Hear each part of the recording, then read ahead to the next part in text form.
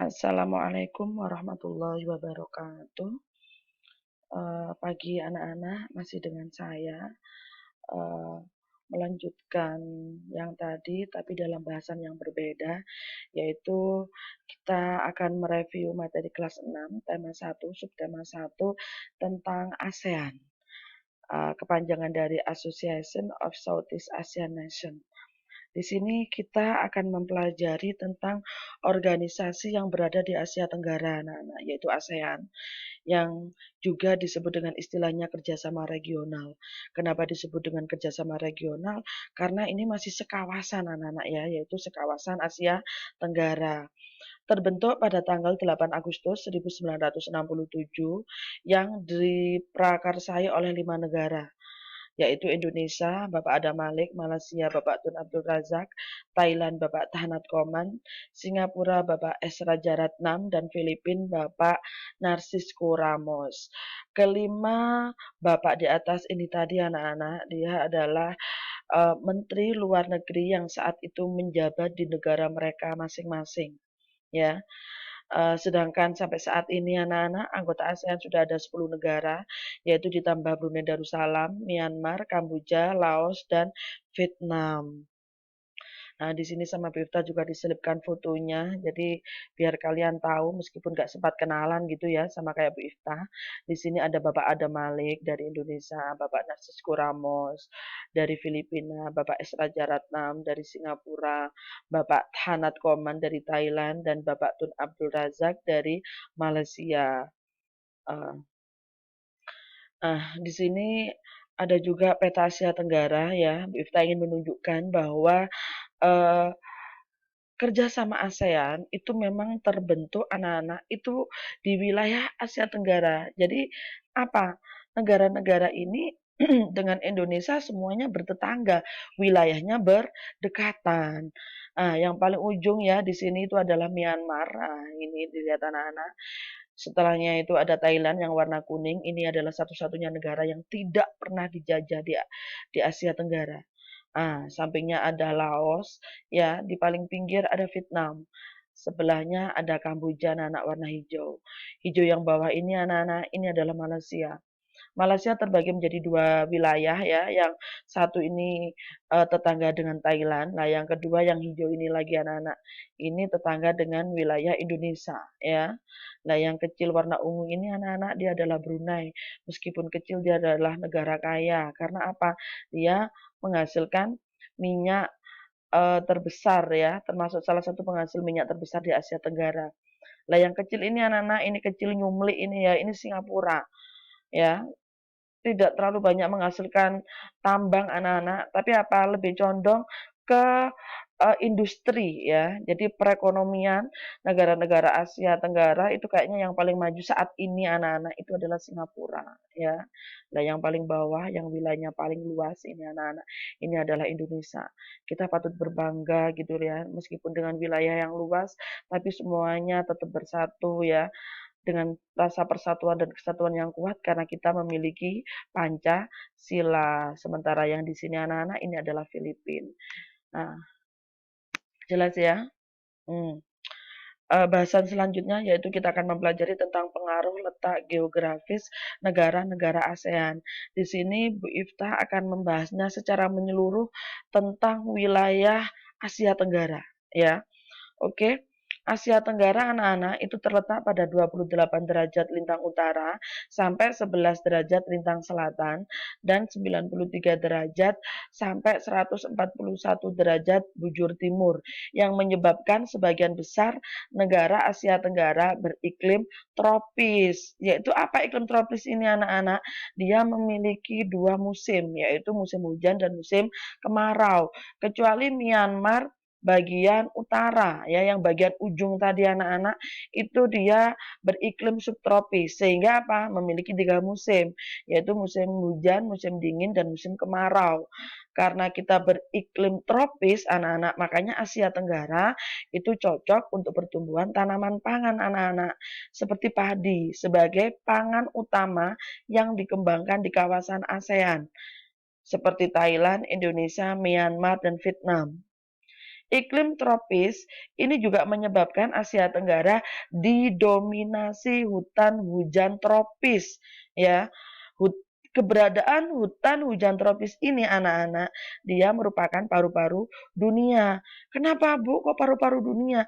Iya, karena dapat menghasilkan oksigen dan menyerap karbon dioksida, ya. Makanya apa anak? Hutan hujan tropis yang berada di kawasan Asia Tenggara ini harus kita jaga karena keberadaannya sangat vital anak-anak. Dia sebagai penyuplai oksigen dan sampai kapanpun manusia dan hewan ya itu dalam bernafas itu membutuhkan oksigen. Oke, kita lanjut. Hutan hujan tropis juga menghasilkan bahan baku industri di dunia seperti rotan, mahoni, eboni, ulin, jati. Ini di Indonesia juga banyak anak-anak. Jati itu di Jawa Tengah, di Jawa ya, endemiknya di Jawa. Kalau ulin itu di Kalimantan. Ini lebih bagus lagi karena airnya itu kayunya itu tahan air laut. Kalau eboni di Sulawesi ada atau disebut juga dengan kayu hitam.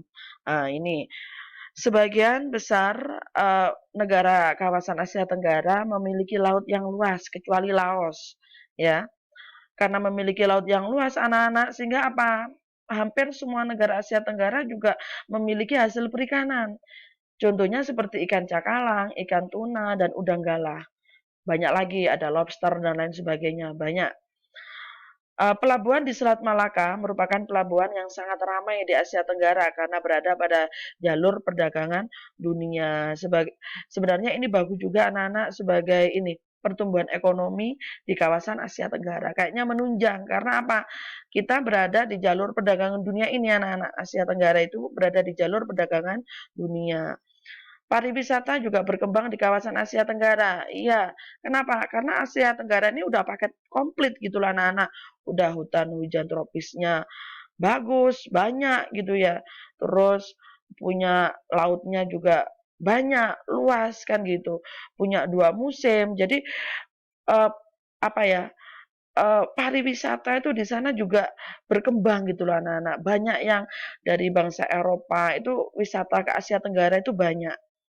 Begitu juga dengan kegiatan pertambangan, karena mempunyai laut banyak ya, di dalamnya juga menyimpan begitu banyak kekayaan mineral dan itu nanti anak-anak bisa dilakukan kegiatan pertambangan. Kondisi sosial budaya negara-negara ASEAN, seperti yang tadi sama Bifta udah disinggung bahwa sampai saat ini yang tergabung ASEAN ada 10 negara anak-anak ya. Di sini juga sama Bifta dicantumkan juga lambang ASEAN. Jadi lambangnya sederhana tapi maknanya dalam gitu loh anak-anak. Yang tengah ini ada padi gitu ya, bermakna swasembada gitu. Apa ya, sejahtera gitu loh nak. Lah ya ini ada bulatan ini anak-anak ya melingkar ini menggambarkan persatuan. Mungkin kapan hari gitu anak-anak kita akan membahas secara detail tentang makna dari lambang ASEAN. Kita lanjut ke kondisi sosial anak-anak ya. Yang pertama yaitu Indonesia. Indonesia terdapat sekitar 1.340 suku bangsa seperti Jawa, Sunda, Batak, dan lain sebagainya. Terdapat 6 agama. Di Indonesia terdapat 6 agama anak-anak ya. Jadi meskipun 6 agama tapi mereka bisa hidup berdampingan gitu anak-anak. Nah, mayoritas, jadi yang paling banyak gitu anak-anak, yaitu adalah mayoritas beragama Islam. Setiap suku bangsa memiliki adat yang berbeda-beda, namun memiliki satu kesamaan nilai adat, yaitu kekeluargaan. Ini yang membuat semuanya bisa hidup rukun dan berdampingan. Bahasa nasional adalah bahasa Indonesia dengan jumlah suku bangsa 1.340 ini anak-anak tidak tidak menutup kemungkinan juga akan melahirkan 1.340 bahasa anak-anak. Makanya apa? Butuh bahasa nasional atau bahasa pemersatu yang bisa menjadi bahasa komunikasi yang menghubungkan antar suku bangsa. Makanya apa? Ada bahasa Indonesia sesuai Sumpah Pemuda. Salah satu tarian adat adalah tari remo, tari jaipong, dan lain sebagainya. Yang kedua yaitu anak-anak adalah Filipina ya. Filipina terdiri dari 80% orang Filipino, yaitu campuran orang aborigin Taiwan dan Tiongkok Selatan. Sisanya yang 20% itu Tionghoa, Mestizo, Eropa, Amerika, dan Negrito. Budaya Filipina ya itu adalah perpaduan antara budaya barat dengan budaya timur. Iya, karena penduduknya juga ada orang Eropa dan orang Amerika. Bahasa utamanya adalah bahasa Tagalog dan salah satu tarian adat Filipina adalah tinikling. Thailand. Dia tadi udah kita bahas ya, termasuk salah satu negara di Asia Tenggara yang tidak pernah dijajah. Ya, 75% itu bangsa Thai yang paling besar. Sisanya itu ada Tionghoa, Khmer, dan Melayu. Mayoritas agamanya Buddha. Dan kehidupan masyarakat Thailand itu dipengaruhi cerita rakyat Ramakin. Dalam cerita rakyat Ramakin ini anak-anak, di situ dikatakan bahwa kepala merupakan bagian tubuh yang sangat dihormati, sehingga masyarakat Thailand itu tidak berani menyentuh kepala orang lain. Singapura ya, dia ada lambang negara yang terkenal yaitu patung Merlion ya, ini dia kepalanya singa berbadan ikan ya. Penduduk Singapura terdiri dari etnik Tionghoa 77,3%. Sisanya itu terbagi ada Melayu, India, Pakistan, dan etnis lainnya. Mayoritas beragama agama Buddha dan ini sebagian besar penduduk bekerja di bidang industri dan juga ada pelabuhan tersibuk di dunia yaitu pelabuhan kargo. Jelas ya? Malaysia. Malaysia anak-anak ini penduduk aslinya adalah bangsa Semang dan Sakai yang terdapat di Malaysia Barat. Sementara bangsa Bajau, Brunei, Murut, dan Dayak terdapat di Malaysia Timur. Penduduk Malaysia didominasi bangsa Melayu. Padahal bangsa Melayu ini anak-anak adalah etnik pendatang. Memiliki salah satu patung terkenal yaitu patung Dewa Murugan di Batu Safes, Selangor, Malaysia. Ini nak gambarnya nak, dia patung tertinggi kedua di dunia dia dengan tinggi 42,7 meter. Yang membuat ini anak-anak itu orang Thailand ya, bahan-bahannya didatangkan dari sana. Oke, lanjut. Brunei Darussalam, dia sebagai anggota kelima masuk pada tahun 1985 anak-anak. Penduduknya itu terdiri atas keturunan Melayu, Tionghoa, suku Dayak Kalimantan. 60% lebih penduduknya itu memeluk agama Islam sama kayak Indonesia. Memiliki desa terapung terbesar di dunia yaitu Kampung Ayer. Ya, ini nak. Bagus ya. Yang ketujuh yaitu Vietnam, dia masuk pada tahun 1995 ya, 90% penduduknya itu adalah suku bangsa Vietnam. Makanya apa? Di sana relatif homogen. Sebagian besar berpencaharian sebagai petani dan tinggal di desa. Yang kedelapan anak-anak yaitu Myanmar, dia menjadi anggota mulai tahun 1997. Penduduknya sekitar 68% adalah orang Burma.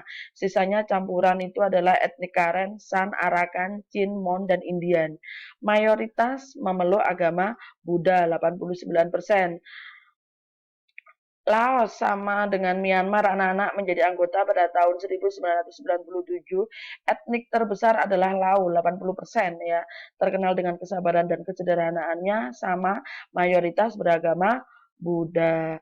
Dan yang terakhir anak-anak Kamboja itu masuk pada tahun 1999 ya. 90% itu penduduknya adalah orang Khmer, 5% keturunan Tionghoa dan sisanya keturunan Vietnam. Untuk orang Khmer sebagai penduduk mayoritas anak-anak di sana itu suka mengenakan syal kotak-kotak ini loh nak, yang disebut dengan krama. Sedangkan wanita Khmer itu suka mengenakan bandul Buddha pada kalungnya karena dipercaya dapat mengusir roh jahat dan membawa keberuntungan. Itu tadi adalah kondisi sosial budaya negara-negara ASEAN anak-anak. Boleh dibaca lagi bukunya atau kalau masih kurang paham boleh mendengarkan penjelasan dari Bu Ifta lagi gitu anak-anak ya. Tetap setelah itu baru mengerjakan penilaian akhir subtema 1 muatan IPS ya. Tetap kreatif, jangan menjadikan pandemi ini menjadi alasan untuk bermalas-malasan di rumah. Tetap menjadi anak yang baik ya, kreatif dalam artian juga membantu orang tua mengerjakan tugas-tugas dari sekolah, seperti itu. Jelas nak ya? Tetap semangat, Bibta akhiri. Assalamualaikum warahmatullahi wabarakatuh.